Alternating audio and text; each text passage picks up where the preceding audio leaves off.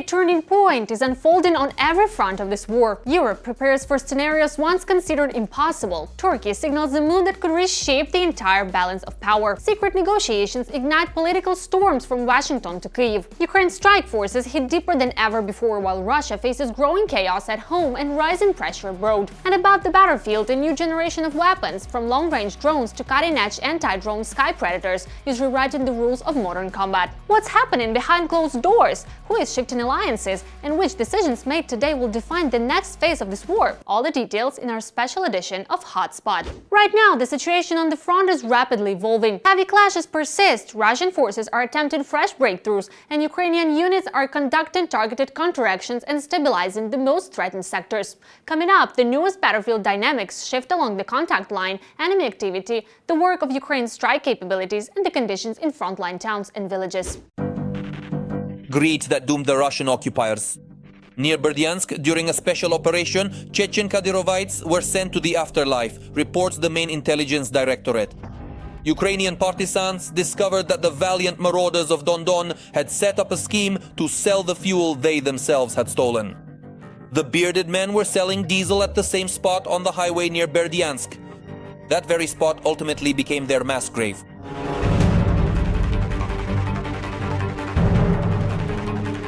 As a result of targeted strikes by the main intelligence directorate, 2 vehicles used by the Akhmat fighters were successfully destroyed.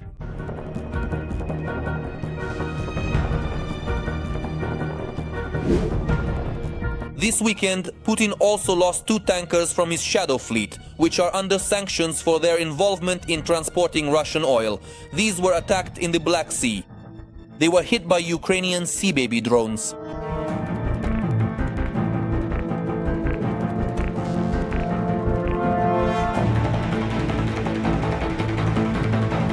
The Ukrainian drones encountered the Kairos tanker and the Verat, if I'm not mistaken. The incident occurred near the coast of Turkey, but in neutral waters, so there can be no claims against us. How did it happen? It is reported that these were SPU drones, according to sources. But these sources, apparently, are not ordinary, but rather special, because they also leaked the video. And this attack on Russian tankers, well, de facto, not de jure, but de facto Russian tankers, will have absolutely incredible consequences. We have finally decided to impose our own sanctions on this issue. So we are attacking not only Novorossiysk, not only Tuapse, but also, accordingly, these tankers that are transporting oil. Well, or these ones in particular are not transporting now, but used to transport. Russians will find no peace, neither at sea nor on land. In fact, the armed forces of Ukraine are giving the occupiers no respite on any section of the front without exception. A video report on Ukrainian border guards shared the results of their work. Their drone operators destroyed enemy shelters, communication equipment, and UAV control antennas in the northern Slobozhanshchina direction.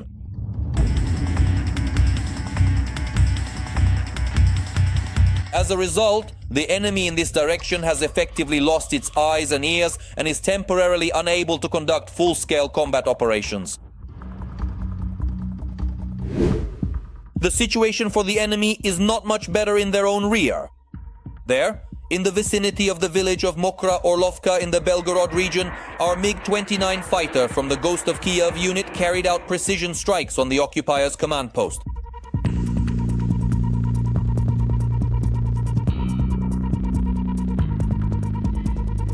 The Kremlin does not admit which of the Russian generals was hit by the Ukrainian fighters' strike.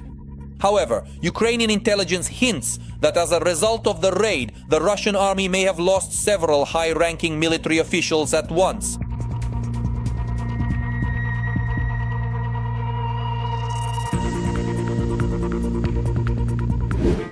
Nevertheless, the Russian army continues to put on a brave face despite the unfavorable situation, and it is desperately trying to prove to the whole world, and apparently to Putin first and foremost, that the so-called special military operation declared by Moscow is going according to plan. So following the old tradition, Russian flag bearers tried to raise their tricolor over the building in Vovchansk, as if to say the settlement is already under the occupiers' control. But here's the hitch. A Ukrainian drone disagreed with them.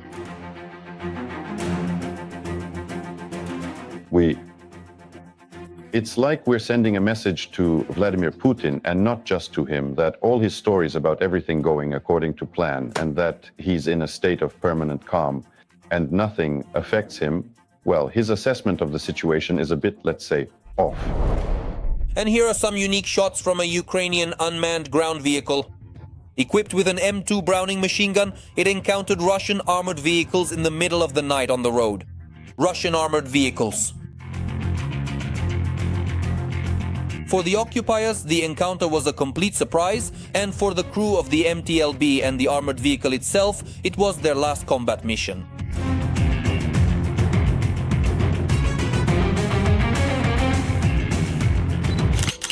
They were left not only without their equipment, but also without the means to transport it. Even in the rear, Russian occupiers can only dream of peace. And it's all thanks to concerned partisans. Recently, they carried out a successful sabotage operation in Bryansk, delivering a precise strike against enemy railway logistics.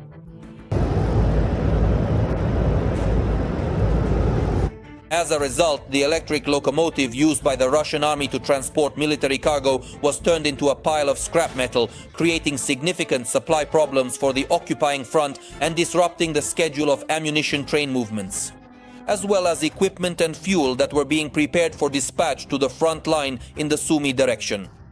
Overall, in the past 24 hours, the Russians have lost at least 5 tanks, 7 artillery systems, 2 multiple rocket launchers, as well as another 1,000 soldiers. A big hello to you, Russians. Every voice matters. Join our community, support independent journalism and help us bring you the truth from Ukraine. Become a member of Ukraine Today. Join us now. Searches were carried out at the residence of Andriy Yermak, the head of the Ukrainian president's office, shortly after he declared that Ukraine would not pull its forces out of Donbass to satisfy Putin. The timing raises serious questions. Is this merely a coincidence or an attempt to push Kyiv toward concessions? Is Washington applying pressure behind the scenes? All of this and the broader context of the evolving preparations for potential peace talks between Kyiv and Moscow coming up next. Scandals are no obstacle to negotiations. Kyiv is preparing for the next rounds. There will be important negotiations next week, not only for our delegation but for me as well. And we are preparing solid ground for such negotiations. Ukraine will stand firmly on its feet. It will always stand. Thank you to everyone who helps us. The preparations for further negotiations were marked by yet another extraordinary event. Anti-corruption agencies conducted searches at the home of Andriy Yermak, the head of the Ukrainian negotiation team. Today, NABU and SAP are indeed carrying out procedural actions at my home. The investigators are facing no obstacles. They were given full access to the apartment with my lawyers present, who are cooperating with law enforcement.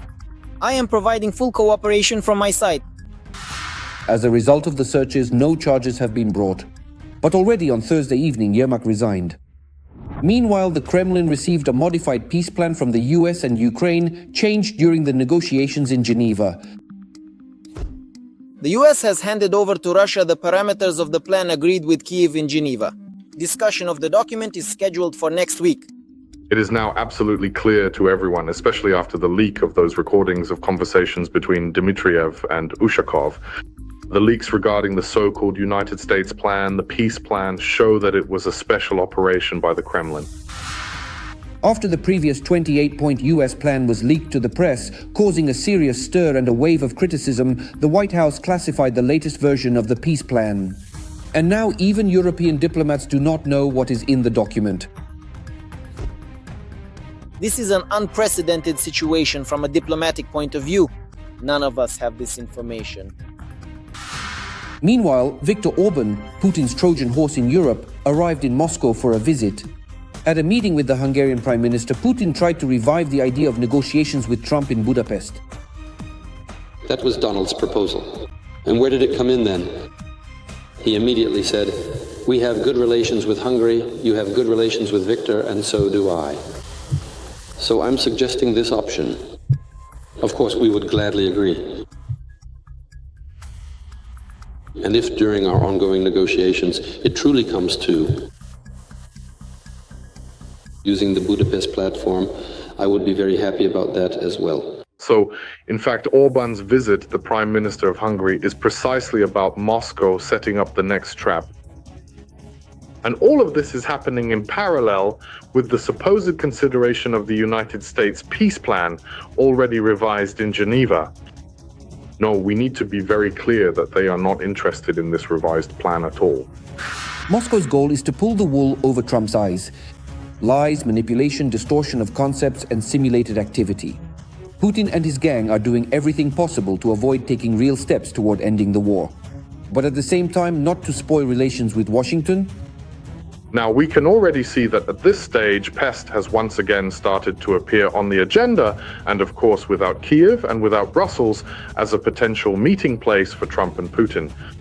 And of course, Vladimir Putin, or rather the Russian leadership, will undoubtedly be pushing Donald Trump toward a kind of second significant Alaska. This is because, as they consistently and emphatically put it, these 28 crucial points were meticulously made, taking into full account the very spirit of Anchorage. Now, the Russians will certainly try to fully implement this particular spirit of Anchorage in any potential future meeting or diplomatic encounter. The best evidence of the aggressors' absolutely non-peaceful intentions is the battlefield, where the occupiers are only increasing their activity and the intensity of their assault operations, continuing their offensive in Donbass and the Zaporizhzhia direction. Russia is ramping up its hybrid operations against NATO states, forcing Europe to respond in ways that would have seemed unthinkable only a few years ago. European governments are now openly preparing scenarios for a potential retaliatory strike, and Germany, according to the Wall Street Journal, has drafted a classified 1,200-page blueprint outlining how to ready the country for the possible conflict with Russia. All the key details ahead. Europe is preparing to respond to Russia's attacks. MEPs propose to defend themselves together, learn from Ukraine, and tighten sanctions against Russia and Belarus. This is what they claim in Deutsche Welle. You have to speak to Russia in its own language. Russia only understands the language of force. That's why Russia has excellent relations with Turkey, despite the fact that Turkey shot down its plane and didn't say it was a mistake. They apologized for what they did, but at the same time made it clear, we warned you. A day later, Politico also reported that Europe is considering retaliatory measures against Russia. As of now, I think it's still unfortunately too early to talk about any more serious response from Europe. Even though it's obvious that aggression against Europe from the Russian Federation has been going on for a long time, and Russian drones or drones that take off in Europe, most likely launched by people connected to the Russian Federation, are flying in. Europe as a collective entity is still not psychologically prepared or truly ready to resort to, let's say, the overt use of forceful military mechanisms of pressure and coercion. This reluctance is deeply ingrained. According to journalist sources, the Kremlin's ideas for retaliation range from joint offensive cyber operations and faster, more coordinated identification of the sources of hybrid attacks to unexpected military exercises led by NATO. According to the Wall Street Journal's description, Germany's plan appears to be more concrete. The country has developed a secret plan to prepare for a possible war with Russia. In Germany, they also considered, well, maybe sacrificing Ukraine and that's it. But in 2023, somewhere closer to the end of 2023, the German Council on Foreign Relations prepared a report that included the following phrase: in the event of Ukraine's defeat, a war between Germany and Russia is a prospect within 6 to 10 years.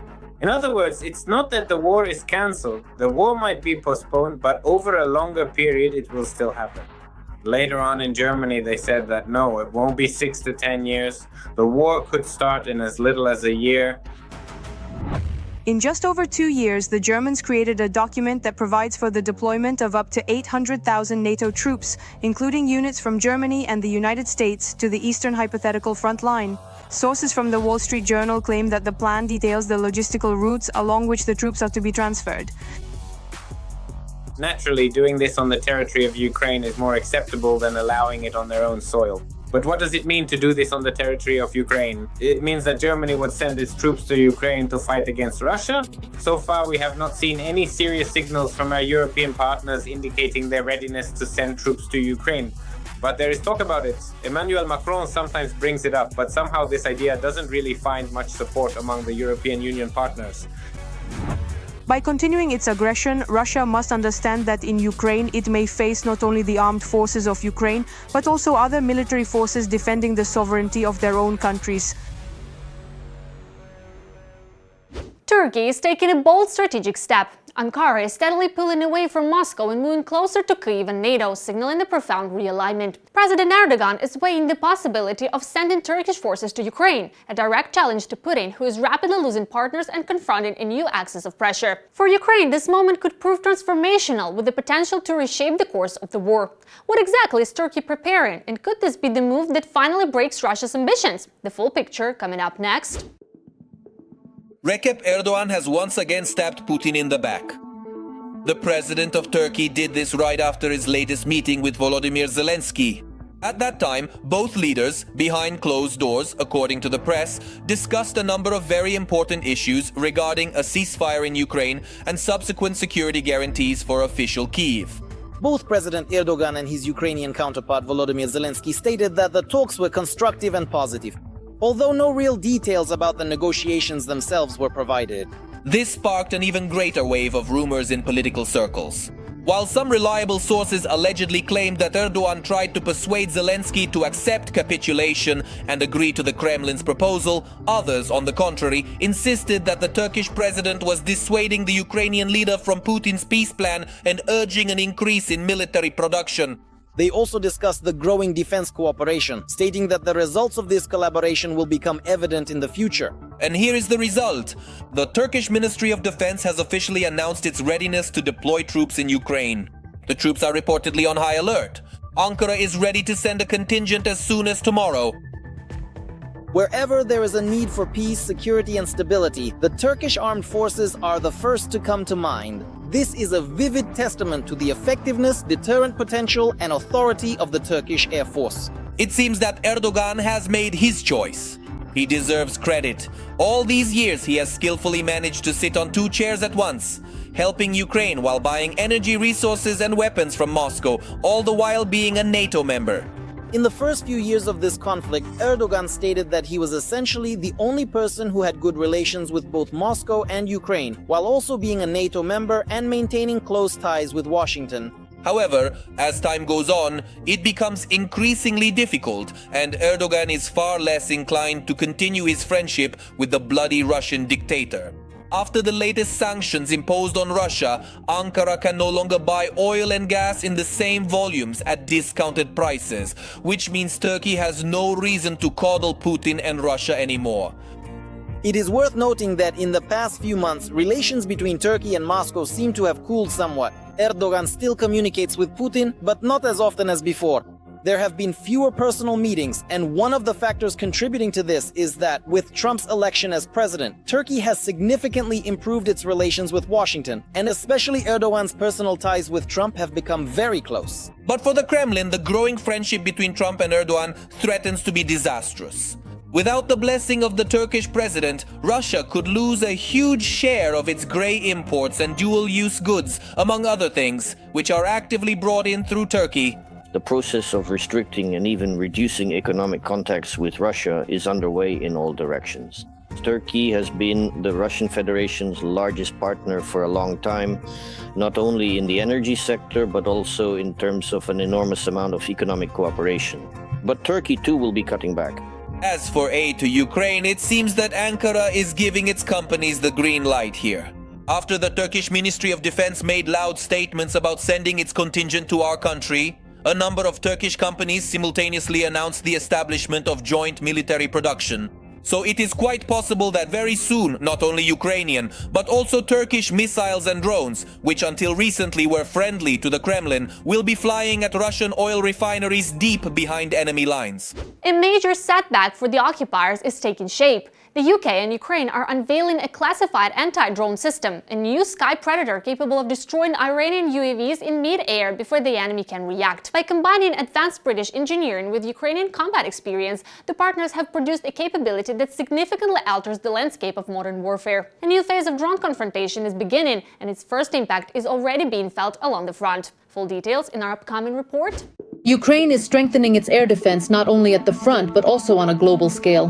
The United Kingdom and Ukraine have signed a historic licensing agreement for the production of Ukrainian Octopus interceptor drones, which were specifically developed to counter Russian Shaheds. As Defense Minister Denis Shmyhal emphasizes, this agreement marks a new stage in international military technical cooperation, where Ukrainian technologies form the basis for mass production by partners in the defense coalition. There are plans for mass production of the interceptors, which could reach several thousand units per month. The manufactured equipment will be delivered to Ukraine to strengthen the protection of our skies. Denis Shmyhal, Minister of Defense of Ukraine. The Octopus project is currently in the final stage of negotiations and could be launched in the coming months. British Minister for Defence Capability and Industry Luke Pollard clarifies, the United Kingdom is preparing to produce about 2,000 interceptors per month and send them directly to Ukraine. The United Kingdom is an outstanding leader in research, development and advanced manufacturing. That's why we can provide what our Ukrainian friends are lacking in this regard.